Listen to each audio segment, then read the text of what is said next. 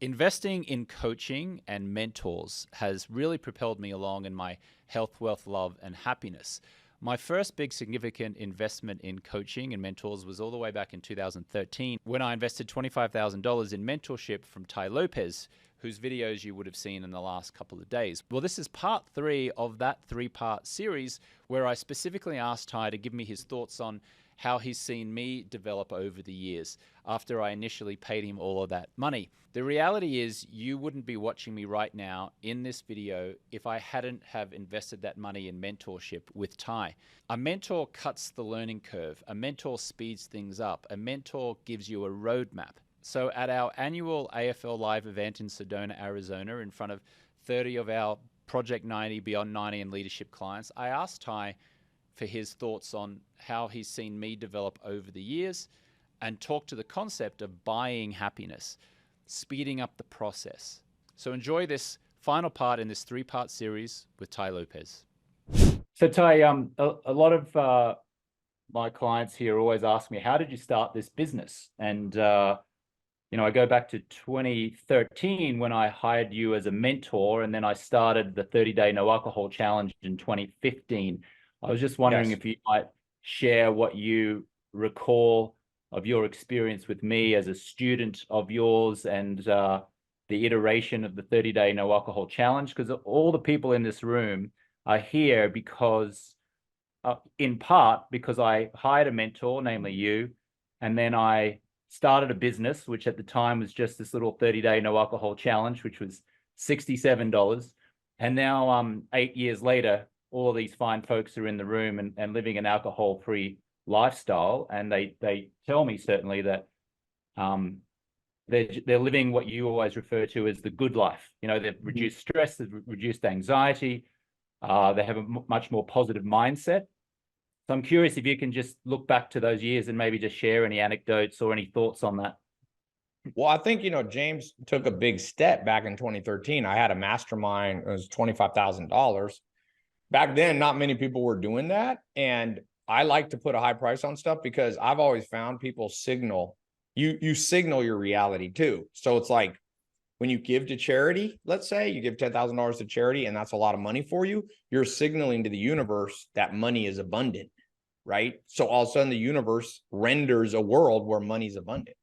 A lot. That's why if you look at the wealthiest people in the world, they're all big on charity. It's crazy. I remember when Bill Gates gave away $1 trillion worth of stock, his net worth dropped, and I watched it in 1 month pop back up to like the 3rd richest man in the world after he gave away most of his wealth.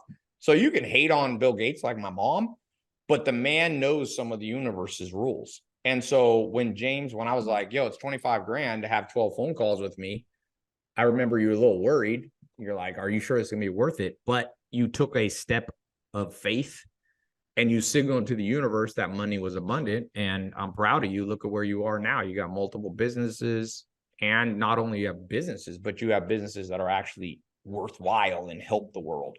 You didn't start the next Coca-Cola that just starts diabetes. So yeah, you all should signal with your time, money, and energy that the world is abundant and the world comes back to you, So that's something I remember that you did. And most people are cheap, man.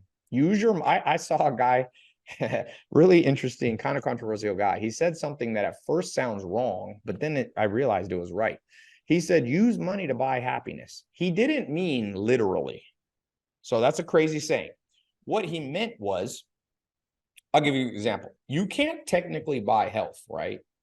You can't just go, my body's unhealthy, here's 100 grand, swap bodies out. What you can do, though, is hire a chef that cooks healthy food for you. You can hire a personal trainer that's better, that's good at motivating you, So money doesn't guarantee health, but it can help. Money doesn't guarantee love, but if you have no money, you have no time to search.